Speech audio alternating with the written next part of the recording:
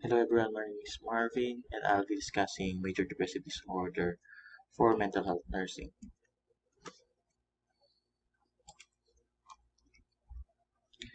Psychobiological disorder, major depressive disorder. MDD has been ranked as the third cause of burden disease worldwide in 2008 by WHO, which has projected that this disease will rank first by 2030. It is diagnosed when an individual has persistent low or depressed mood, anhedonia or decreased interest in pleasurable activities, feelings of guilt or worthlessness, lack of energy, poor concentration, appetite changes, psychomotor retardation or agitation, sleep disturbance, or suicidal thoughts. Pathophysiology. There are numerous theories about the pathophysiology for uh, MDD. One is genetic predisposed and environmental influence. It states that for a person to have depression, there should be a susceptible gene, and a causative stressful event. So the stress plus susceptible gene will cause depression.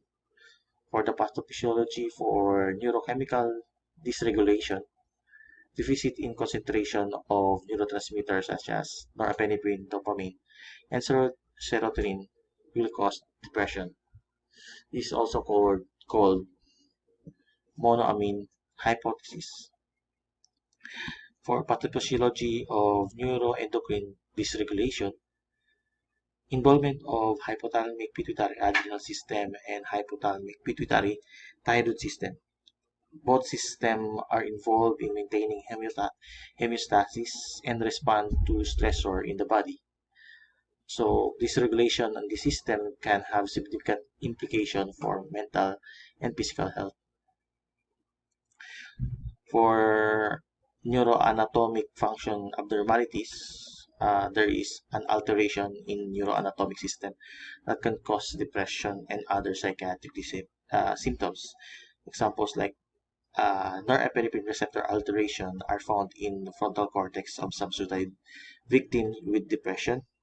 And other one is alteration in norepinephrine system may be linked to attention or concentration difficulty, as well as sleep and arousal disturbance in depression.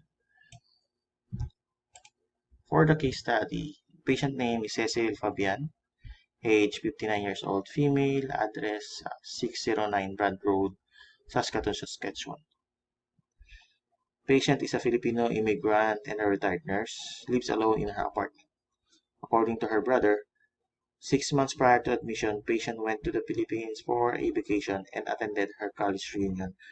And when she came back from abroad, the patient became restless, unable to sleep, loss of appetite, and loss of interest to socialize with her friends and family, sometimes sluggish, and has low energy to do her daily activities such as cooking and personal hygiene. And also talks about how she should have chosen to stay in the Philippines and marry her longtime boyfriend. Patient is diabetic and hypertensive and only takes her daily maintenance if she reminded by her brother. Her brother lives a block away from her, together with his family. Patient was diagnosed of major depressive disorder. Nursing process, therapeutic communication technique. Codes that exemplify the nurse using therapeutic communication technique. One is using accepting type of therapeutic technique such as I understand what you said. An accepting response indicates that the nurse has heard and followed the train of thought. When the client stress feelings of anger, worry, and anxiety, it is important for the nurse to acknowledge the feelings and encourage the client to express them more. This is also a way to develop trust. For the second part is broad opening type of therapeutic technique. Example, is there something you'd like to talk about? This type of therapeutic technique allows the patient to take initiative introducing the topic. Allowing the client some broad opening shows the nurse wants shows the nurse wants to focus on the client and is interested in what he thinks is important as of now. When the client starts sharing, this is the time when the nurse can explore the client's thoughts. For the nursing process, nursing diagnosis. For my first nursing diagnosis, self-care deficit related to lack of motivation as evidenced by pure appearance and body odor. Subjective cues is the patient verbalize, I just don't have the motivation to move. And objective cues are dirty clothes, dry hair, and body odor. For the goal is patient will bath at least every other day and dress in clean clothing daily. Intervention is to encourage and coaching, provide a detailed step-by-step plan for the patient activity, and outcome is patient will be able to bath at least every other day and dress in clean clothing daily. Evaluation, where patient verbalized the importance of self-care, patient requested to change her brand of shampoo because the ones that the hospital have caused her hair to be dry. For my second nursing diagnosis is hopelessness related to social isolation as evidence of lack of interest. Subjective cues is the patient verbalize of I don't see the point of going out with my friends. I'm just a burden to them. And objective cues are lack of emotion, flat affect, decreased movement, and slouching. For the goal is patient will identify coping mechanism to improve feeling of hopelessness. For the intervention is to assist the patient in identifying coping behavior they have used in the past that were effective or activities they once enjoyed that can help now. For examples, including journaling, music, dance, sports, traveling, spending time outside, or playing with pet. The outcome is patient will identify coping mechanism to improve feeling of hopelessness. And evaluation, patient verbalized that singing was one of her coping mechanism when she was stressed. For pharmacological interventions, there are many antidepressants available, including those below. For the first one, selective serotonin reuptake inhibitors or the SSRIs is the first choice. Most often doctors prescribe and considered safer in general because there's only few side effects. There are also serotonin norepinephrine reuptake inhibitors, atypical antidepressants, tricyclic antidepressants, and monoamine oxidase inhibitors.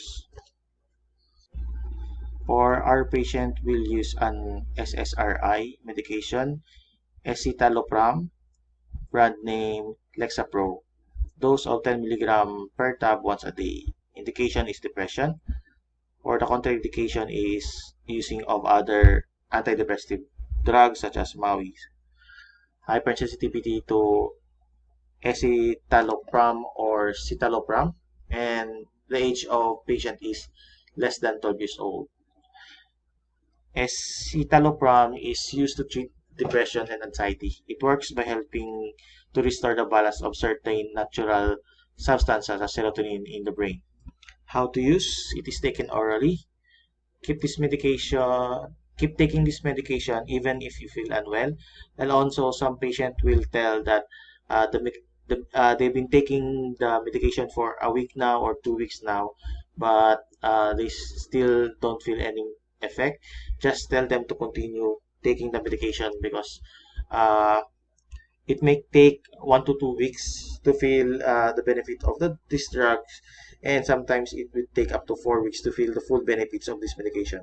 Tell your doctor if the condition does not improve or it is worsened. Side effects including nausea, dry mouth, trouble sleeping, constipation, tiredness, drowsiness, dizziness, increased sweating may occur. Get help right away if the following symptoms occurs, such as fast heartbeat, hallucinations, loss of coordination, severe dizziness, severe nausea and vomiting, also diarrhea, twitching of muscles, unexplained fever, unusual agitation, and restlessness. For the patient's resources, there are available community support inside Saskatoon. First is Family Support Saskatoon. The number is indicated on the screen. Family Service Saskatoon, and also the Canadian Mental Health Association. There is an available for virtual and in-person depressed support group during Tuesday evenings at Canadian Mental Health Association, Saskatoon. Who to contact is Marvin. The information is written on the screen, and also Bruce.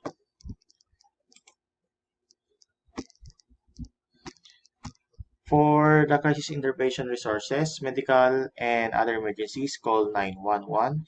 For crisis response, call 306-393-6200 with address of 313 Ontario Avenue, Saskatoon, Saskatchewan, Canada.